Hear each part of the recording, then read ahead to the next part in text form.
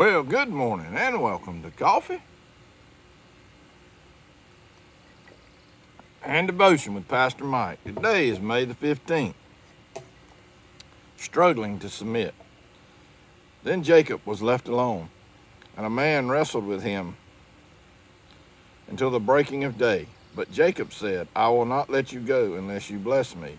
Genesis 32, verse 24 and 26.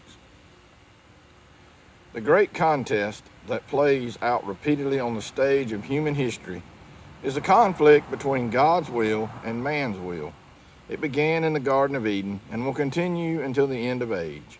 Often, it takes crisis of suffering to highlight and decide the struggle.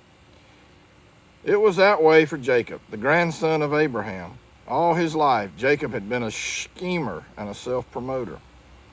He took advantage of his twin brother, Esau, and tried to secure Laban's daughter Rachel as his bride, succeeding in both cases. But he was finally humbled when he entered into a struggle with God himself.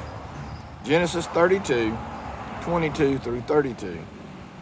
Jacob had relied on his own wits and will to get his way, but finally realized that God was the decider of his destiny. It was then that Jacob pled with God to bless him.